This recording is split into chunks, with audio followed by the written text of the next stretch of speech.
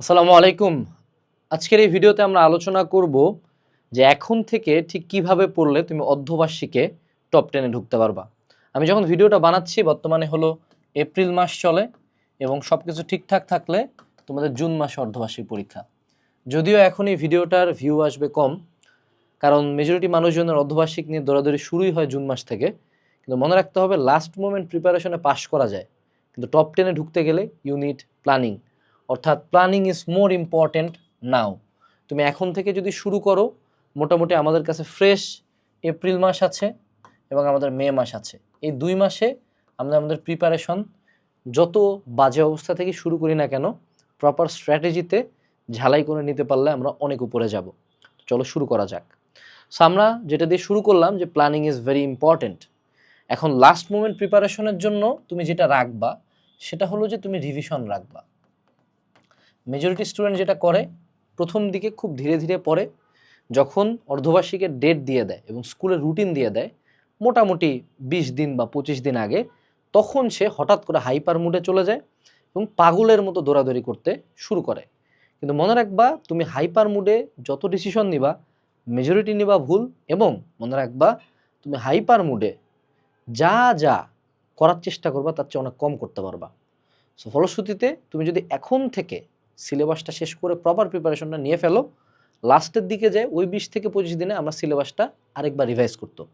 আমার মা যেটা করতো, আমি আমার মায়ের কাছে ক্লাস 6, 7, 8 পর্যন্ত পড়ছি, হ্যাঁ। সো আম্মু যেটা করতো লাস্টের 10 দিনে আমাকে রুটিন বানায় দিত যে লাস্টের 10 দিনে আরেকবার আমরা পুরো সিলেবাসটা রিভাইজ দিব, হ্যাঁ। তার আগে পর্যন্ত আমাকে সিলেবাসটা শেষ করে আসতে হবে, ওকে। সো আমাদের প্রথম কাজটা কি? প্রথমে আমাদের স্কুলের একটা সিলেবাস দিছে, অবশ্যই তোমাদের অর্ধবার্ষিক এবং বার্ষিকের একটা সিলেবাস দিছে। তুমি প্রথমে সিলেবাসটা খুলো। এই ভিডিওটা শেষ করে তুমি সিলেবাসটা নিয়ে খুলে বসবা, ফোন টোন সরায় রাখবা। খুলে বসে একটু নোটিস করো ফিজিক্স, কেমিস্ট্রি, বায়োলজি বা বিজ্ঞান, বাংলা, ইংলিশ, আইসিটি, বিজিএস, ইসলাম। সিলেবাসটার দিকে তাকাইলে তুমি নোটিস করবা সেটা হলো যে অলরেডি এটা 4র্থ মাস চলে, কিন্তু তোমার হার্ডলি প্রতিটা সাবজেক্টে 2 থেকে 3টা চ্যাপ্টারের বেশি হয় নাই।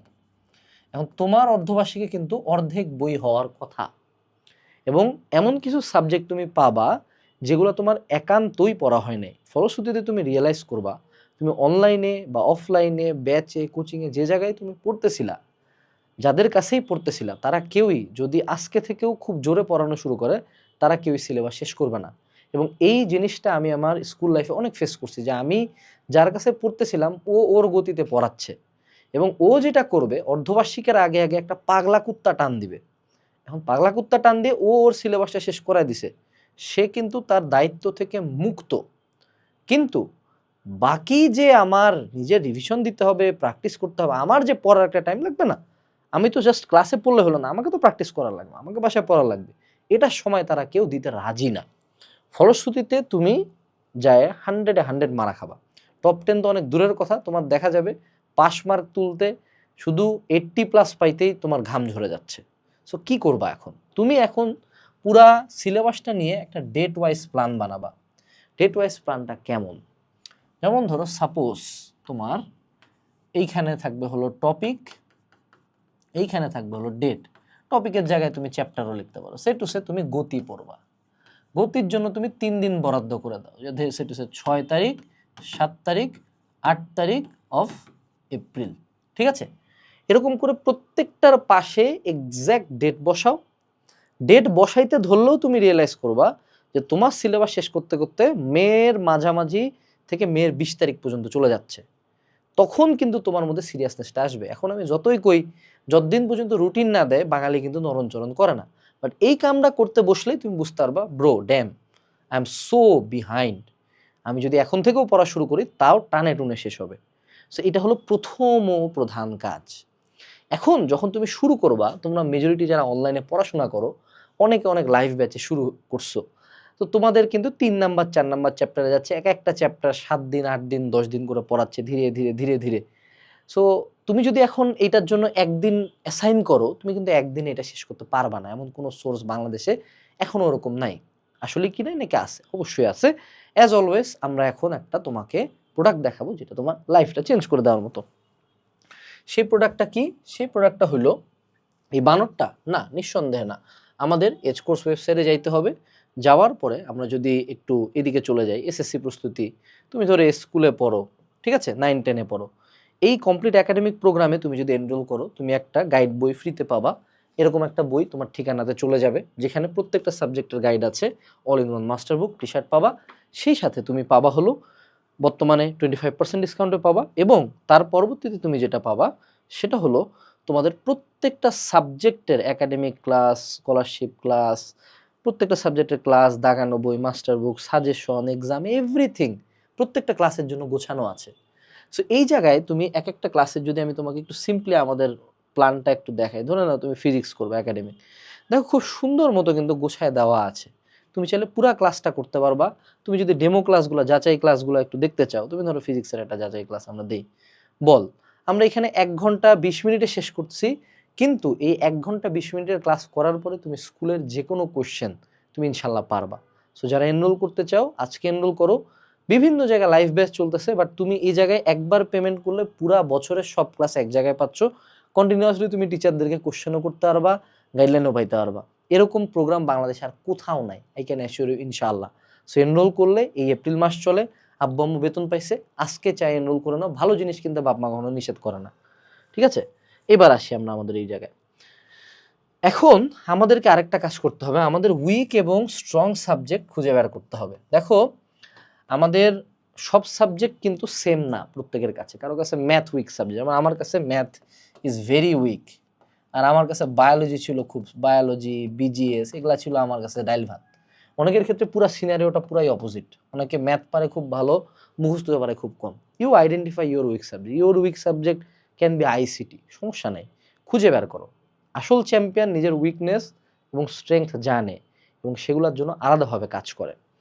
সো এই সাবজেক্টগুলো খুঁজে বের করে তুমি যেটা করবা, যে যেটা তোমার উইক সাবজেক্ট সেগুলোর জন্য আলাদা করে টাইম অ্যালোকেট করবা। স্পেসিফিক্যালি কিছু সাবজেক্টের নাম বলি, যেগুলোকে আমরা বলি হলো কিং মেকার। এগুলোকে আগে বলতাম উইক সাবজেক্ট, বাট এগুলোকে আমি এখন বলবো কিং মেকার। কেন কিং মেকার?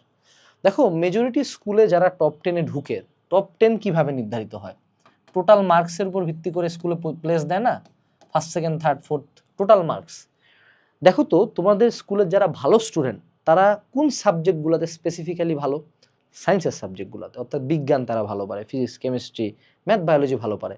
কিন্তু দেখবা এরাও একটা জায়গাতে উইক, সেটা হলো বাংলা, ইংলিশ, বিজিএস মানে বাংলাদেশের বিশ্ব পরিচয়, ইসলাম শিক্ষা, এগুলাতে সে দুর্বল। এবং এগুলাতেই কিন্তু দেখো ফিজিক্সে 100, ওখানে সবাই প্রায় 85-90 পাইছে, সিকিউ এমসিকিউ সবাই পারে, ম্যাথ মোটামুটি করছে সবাই। কিন্তু এগুলাতে মনে করো বাংলাতে 90+ পাওয়া টাফ, বিজিএস এ 85+ পাওয়া টাফ, ইসলাম মেজরিটি মানুষজন 80 ক্রস করতে পারে না, টাফ। এগুলার নাম্বারগুলো যোগ হয়ে টোটাল মার্কসে মানুষজন আগায়। সো এই সাবজেক্টগুলোতে এখন থেকে পড়ো। মেজরিটি এডটেক প্ল্যাটফর্ম কিন্তু এগুলো পড়াচ্ছে না। কিন্তু তুমি যদি আমাদের কমপ্লিট একাডেমিক প্রোগ্রাম নাও, আমি তোমাকে আরেকবার যায় দেখাই, তুমি এখানে ঢুকে যায় দেখো, একদম ডে 1 থেকে, এই যে এগুলা তো সায়েন্সের গুলা তো চলতেছেই, সায়েন্সের এতগুলা শুধু ফিজিক্সের ক্লাস, এই যে দেখো ইংলিশ, বাংলা, বিজিএস, ইসলাম সবগুলা আছে, এভরিথিং ইজ কভার্ড হিয়ার। ওকে, এখন আসি আমরা এই জায়গায়। তো এর পরবর্তীতে আমরা আরেকটা কাজ শুরু করব এখন থেকে, সেটা হলো অ্যালোকেট ম্যাথ আওয়ার এবং ইংলিশ প্র্যাকটিস আওয়ার। মেজরিটি বাংলাদেশের স্টুডেন্টস ইংলিশে স্কুলের পরীক্ষায় খুব ভয়াবহ রকম খারাপ করে। আমাদের জেলা স্কুলে আমরা পুরা 2 শিফট মিলা মনে হয় 3 জন বা 4 জন ইংলিশে প্লাস পাইছিলাম অর্ধবার্ষিকে। ওই সময় আমাদের স্কুলে ম্যাডাম ছিলেন দুলু শাখারিয়া ম্যাডাম, উনি হলো এখন রিটায়ার্ড করছেন। তো ম্যাডাম খাতা কাটে বলছিল যে তোমাদের লেখা খুবই বাজে, তোমরা এইভাবে চললে কিন্তু এসএসসিতে প্লাস পাবা না। মূলত মানুষজন ইংলিশ আসলে রুলস পড়ে এবং সিন কম্বিনেশনের মিনিং পড়ে না। পরীক্ষার হলে ইংলিশের রুলস আসে না, সিন কম্বিনেশনের মিনিং আসে পরীক্ষার হলে আসে মডেল টেস্ট, অর্থাৎ প্র্যাকটিস আসে। সো তুমি যদি প্র্যাকটিস করতে চাও ভাই, ইংলিশের প্র্যাকটিসের জন্য এখন থেকে মডেল টেস্ট সলভ করা শুরু করো। তুমি সিন কম্প্রিহেনশন করো, তুমি গ্রামাটিক্যাল আইটেমসের মধ্যে ধরো ন্যারেশন করো, রাইট ফর্ম অফ ভার্বস করো, যেটা তোমার সিলেবাসে আছে। এখন থেকে ইংলিশ প্র্যাকটিস শুরু করো। এবং রিয়ারেঞ্জ যদি কোনো কারণে ভুল যায় জীবনে প্লাস আসবে না। সো ইংলিশে একটা স্পেসিফিক টাইম দাও, এবং দিনের 1 থেকে 2 ঘন্টা তুমি ফিজিক্স, জেনারেল ম্যাথ বা হায়ার ম্যাথ বা তোমার যে যদি শুধু ম্যাথ থাকে যেটাই আছে, দিনে 1 থেকে 2 ঘন্টা স্পেসিফিক্যালি শুধু অঙ্ক করবা। টিচার অঙ্ক বুঝানো এবং নিজে বসে ম্যাথ করার মধ্যে আসমান জমিন তফাৎ। স্পেসিফিক্যালি যারা ম্যাথে দুর্বল আমার মতো, তারা ম্যাথের জন্য আলাদা টাইম অ্যালোকেট করবা, দেখবা যে তোমার ম্যাথের পারফরমেন্স স্কাই রকেট করতেছে। কিন্তু তুমি যদি জাস্ট টিচারের ক্লাসের উপর ডিপেন্ডেন্ট থাকো এবং পরীক্ষার হলে যায় ভাবো যে কোনো এক অলৌকিক ক্ষমতার বলে তুমি পরীক্ষার হলে ম্যাথ পারবা, তাহলে তুমি 100% ধরা খাবা, বলে দিলাম কিন্তু আগেই। আরেকটা যেটা করবা, স্টার্ট রাইটিং প্র্যাকটিস। পরীক্ষার হলে আমাদেরকে যায় 7টা সিকিউ বা 6টা সিকিউ লেখার লাগে এবং 5টা এসকিউ লেখার লাগবে, ঠিক আছে?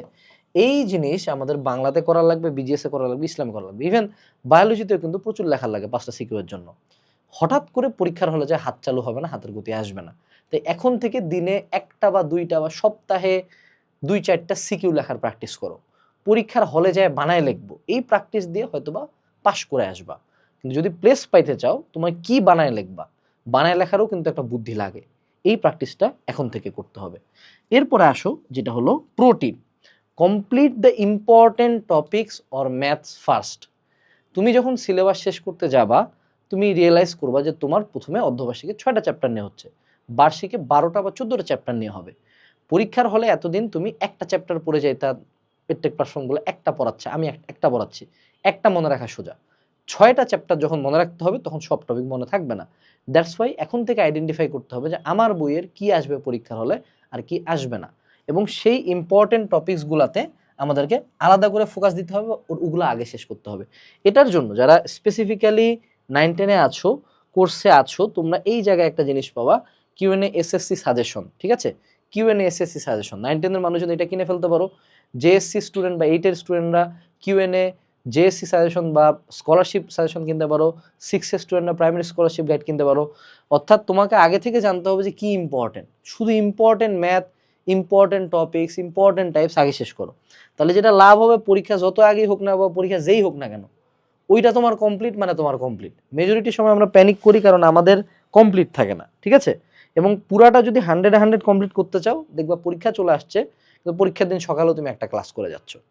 এরপরে আসো, সেটা হলো স্টার্ট রিডিং গাইড বুকস। বাংলাদেশের অর্ধবার্ষিকের কোশ্চেন স্কুলের টিচাররা, মেজরিটি স্কুলের টিচাররা গাইড বই থেকে কোশ্চেন করে। আনলেস বাংলাদেশে গাইড বই নিয়ে কোনো বড় ব্যান্টার না আসো, গাইড বই উইল প্রিভেল। সে আমার জন্মের আগে থেকে গাইড বই চলতেছে। সো গাইড বই পড়ো এখন থেকে। গাইড বই 10-12টা সাবজেক্টে কেনার দরকার নাই। তুমি এই ভিডিও দেখলে তুমি এই মাস্টার বুকটা কিনতে পারো। এই মাস্টার বুকের ভিতরে তুমি 11টা সাবজেক্ট পাবা, প্রতিটা সাবজেক্টের এমসিকিউ আছে, সিকিউ আছে, বোর্ডের কোশ্চেন আছে, সিন কম্বিনেশনের মিনিং আছে, প্র্যাকটিস আছে, মানে যাহা তুমি চাও তাহাই তুমি এই বইয়ের ভিতরে পাবা। এক পেমেন্টে একটা বই, কোনো গাইড কখনো কিনতে হবে না, এবং এই বই থেকে অর্ধবার্ষিকে কমন আসবে। মনে রাখবা, অর্ধবার্ষিকের মেজরিটি কোশ্চেন্স টিচাররা দিবে গাইড বই থেকে, এবং গাইড বইয়ের স্পেসিফিক্যাল যে নিডটা ফিল করে সেটা হলো এমসিকিউ। আমরা পুরা টাইম জুড়ে কিন্তু সিকিউ বা বর্ণনামূলক প্রশ্নের জন্য পড়ি, এমসিকিউর জন্য এক লাইনও পড়তেছি না। পরীক্ষার হলে এমসিকিউ আসবে, সো এমসিকিউ টিচাররা গাইড থেকে তুলে। যে কোনো পাবলিকেশনের গাইড বা কিউনো পাবলিকেশনের all in one master book তুমি কিনতে পারো, এটা তোমার খুবই বেশি কাজে দিবে। লাস্ট বাট নট লিস্ট, যেটা খুবই একটা প্রো টিপ, যেটা তোমরা অনেকে জানো না, সেটা হলো ফিক্স ইওর কম্পিটিশন। দেখো, মানুষের মধ্যে ভালোবাসা যেমন আছে, মানুষের মধ্যে ঘৃণা, রিভেঞ্জ, এবং মানুষের মধ্যে একটা কম্পিটিটিভ মনোভাব অনেক বেশি। পৃথিবীতে ঘৃণা হলো সবচেয়ে পাওয়ারফুল ফিলিংস, নট লাভ। দেখো পৃথিবীতে যুদ্ধ কত বেশি, ভালোবাসার কয়টা গল্প জানো? কারেন্টলি ইরান ইসরায়েল ওয়ার চলতেছে, দেখতেছো? সো এক্ষেত্রে তুমি তোমার একটা ক্লাসে কম্পিটিটর বানাও। মেজরিটি অফ দ্য টাইম তোমার ক্লাসের রোল এক যদি খারাপ স্টুডেন্ট হয়, রোল 1 থেকে 10-এর মধ্যে 1টা বা 2টা পোলাকে, হ্যাঁ, পোলা বা মাইয়া যেটাই হোক, হেরে টার্গেট করো যে যদি আমার আল্লাহ জান রাখে, আমার এন্ডে আমি সর্বোচ্চ চেষ্টা করব একে কাটাইতে। এর মানে এই না তুমি তারা গালি দিবা, মারবা, কিছু না। তুমি তার সাথে কম্পিট করবা বাই হার্ড ওয়ার্ক, ওর চেয়ে বেশি পড়াশোনা করবা, এবং পরীক্ষার সময় ও কয়টা পারছে কয়টা পারে নাই, পরীক্ষা যখন স্কুলে আমাদের যেমন খাতা দেখাইতো, আমার কম্পিটিটর ছিল বাপ্পা, রাকিব, শাহরিয়ার, তন্ময়, আমরা তিনজনই বুয়েট থেকে, তিনজনই বুয়েটের, ওয়ালিউর, হেকুয়েটের, মানে আমরা এমন কম্পিটিটিভ ছিলাম, আমাদের মধ্যে হেড ছিল না, but we were one of the finest competitors. যে ভাই, ওই আমার নাম্বার দেখে 1 মার্ক 2 মার্ক পয়েন্ট হাফ এই নিয়ে মনে করো কম্পিটিশন। বাট এই জিনিসগুলো তোমাকে আলটিমেটলি জিততে হেল্প করে। স্কুলে যারা টপ 10 থাকে, এরা কেউ পাশ নিয়ে চিন্তা করতেছে না, এরা চিন্তা করতেছে আমি টপে যাব, ও যাতে টপে যাইতে না পারে, by hook or by crook. So এরকম কম্পিটিটিভ ফিয়ার্স কম্পিটিটিভনেসটা যে কোনো একজনকে খুঁজে বের করো, ওকে কম্পিটিশন বানাও, ওকে হেড করো, এবং ওকে লিগালি ভালো পড়াশোনা করে কাটানোর প্ল্যান করো। এর পরবর্তীতে ভাইয়া তুমি তোমার পড়াশোনার টাইম বাড়াও। যত গাইডলাইন দিই না কেন, টেবিলে কতক্ষণ পড়তেছো দ্যাট ইজ মোর ইম্পর্টেন্ট। টেবিলে মিনিমাম প্রতিদিন 5 ঘন্টা করে বসার চেষ্টা করো।